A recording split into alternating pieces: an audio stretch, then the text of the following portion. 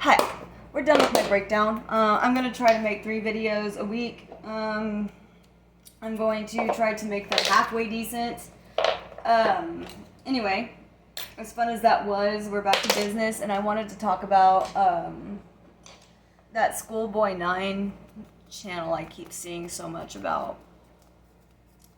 I guess I don't have any like editing or anything, but I'm a cam girl. I'm very familiar with the world of fetish and paraphilia. It's part of my job, and a lot of the weird stuff he's doing, like, I immediately identified it. And it's not because like my customers are like him, it's just any combo of any fetish in the world can exist. Like, it's not uncommon for them to have multiple ones, and this dude has a shit ton.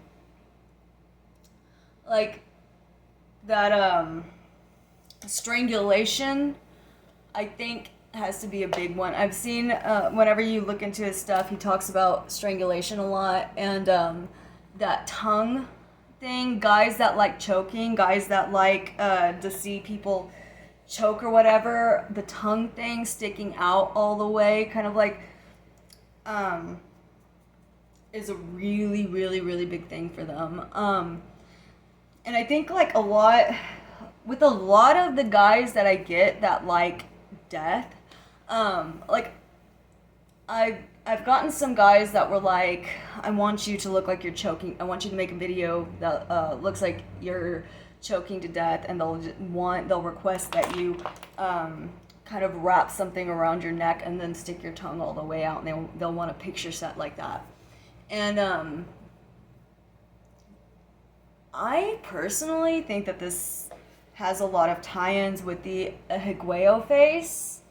I don't know if that is in his case, but he seems very obsessed with the tongue. And Higueo is not like a problematic what the fuck ever that wants people to die. No, it's like if you, it's a real thing that happens. Like, it is a real sign of extreme arousal. But like, people will get all these weird fetishes, and then they'll make something normal look really freaky and weird to like everybody else. You know what I mean? And I want to reiterate that not everybody, like not even everybody with like these death. I have one regular that wants me to make custom videos having a deathgasm. And it's he wants me to act like I come so hard I die. And like, your eyes rolling back and your tongue sticking out are a really big thing to like the death guys. So I think that's his whole and I mean, this guy's sick, and this guy probably legit wants to fuck dead children. I think that this guy, like, this isn't a fetish. This is not a fetish. This is not normal, healthy, sexual. That's not, I really want that crystal clear. There is, it's saying that, like, all guys who like this thing are predators. That's like saying all gay, like, remember, if anybody's as fucking old as I am, and if anybody grew up where, like, in a similar rural area, all people said that homos were pedos. But they're not the same thing. A pedo can be homosexual. A pedo can have a foot fetish. A pedo can have, but not every single fucking person with a weird paraphilia is like that. But people like that exist in every single fucking community. That's why everybody thinks furries are so fucked up, and a lot of them are. But that's not because furries, as they are fucked up. It's because somebody who is so fucked up that they're not scared, or that they're like, so if you're somebody who it goes through your mind to do that to a child, you're not going to be scared of doing that to animals. You're not going to be scared of like being in the fur community or whatever, because a lot of what goes, like, I've seen a lot of like, oh, he's why did he start out as like a concerned mother warning people about his behavior? Because whenever he first started this, he was like, oh, I'm a mom and I'm worried about this predator. And that's not his guilty conscience. That's not him trying to get help or trying to be exposed or trying to get caught or trying to quit. He has a blackmail fetish. It's exhibitionism. Exhibitionism is where you get a thrill. Like blackmail fetish is exhibition, is like in and of itself exhibition behavior. So not all exhibitionists are like this. Like there's a lot of different ways to be an exhibitionist, but blackmail fetish is really, really, really, really, really common.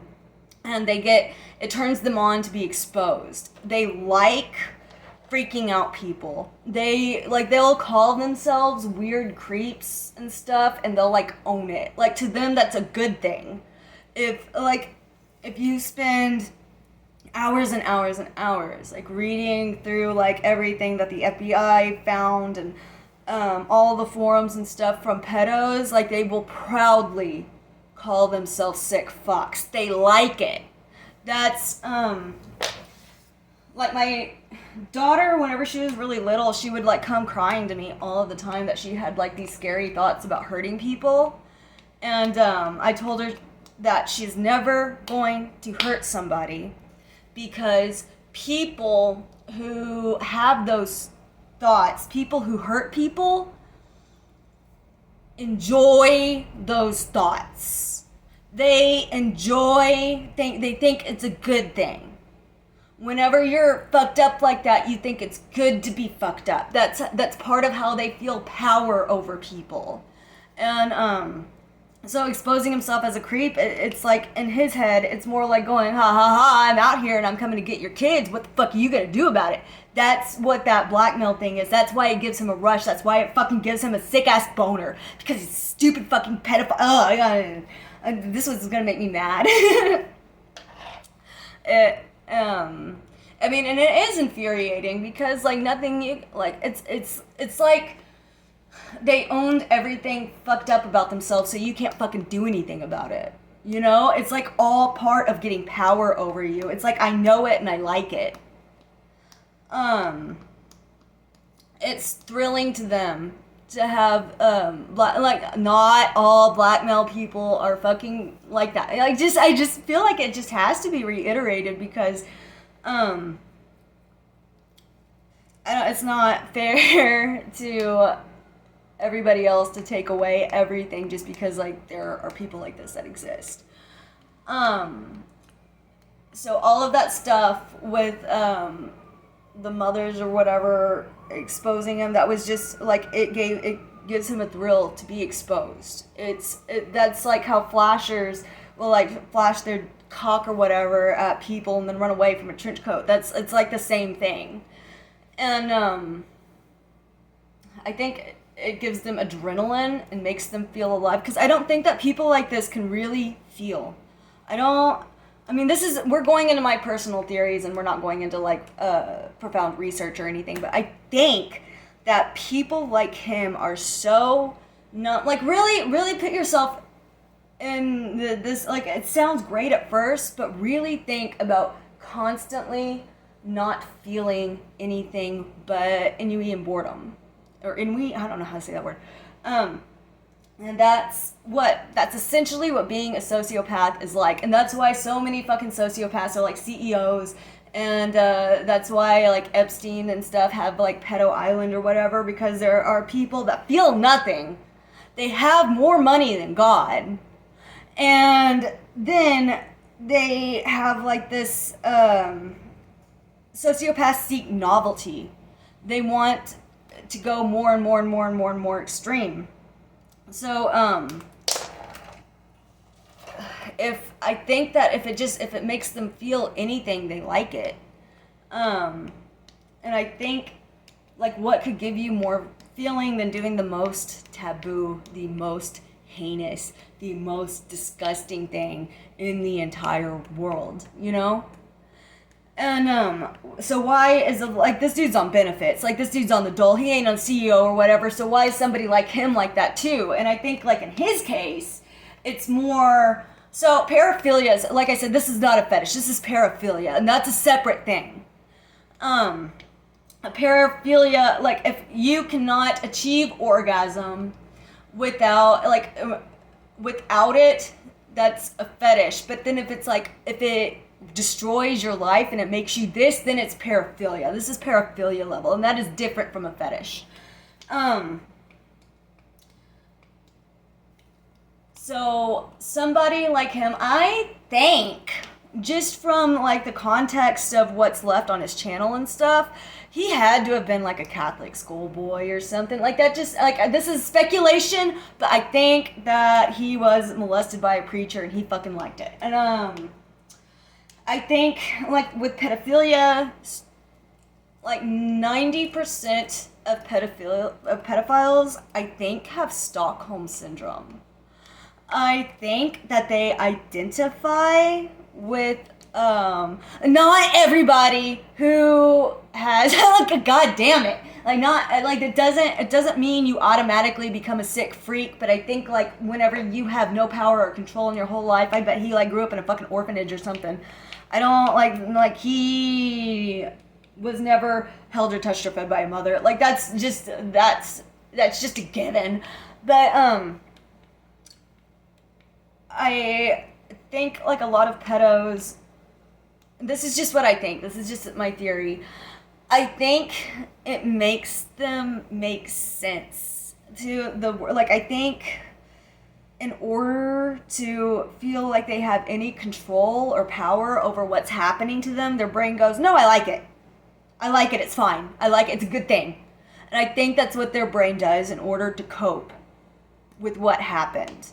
And I think that that's why it becomes such a vicious and disgusting and horrific cycle. Like, you'll see it, like, if you, all these cases bust out, it's like this went on for generations and generations within the family, because they just, in their, I think that their heads just go, they get confused. And I think they get confused so that they can feel like they have power over the situation. And in this sick fuck's case, I just think it went to a whole other fucking level. This guy's a dangerous predator, and it pisses me the fuck off that cops are probably waiting. I guarantee you they are waiting for him to actually kill or hurt a child. So what did I cover? The strangulation and the blackmail. Those are the biggest ones that I wanted to talk about. Oh yeah, he definitely has a foot thing, but that's like definitely run of the mill. Lots of creeps on the internet really fucking love heels and stuff. He's just like particularly fixated on them. Like I said in the foot video, the brains crossed. He probably has that on top of being a sick fuck. Yeah, it sucks. We live in a dark, fucked up, horrible world. Okay, bye.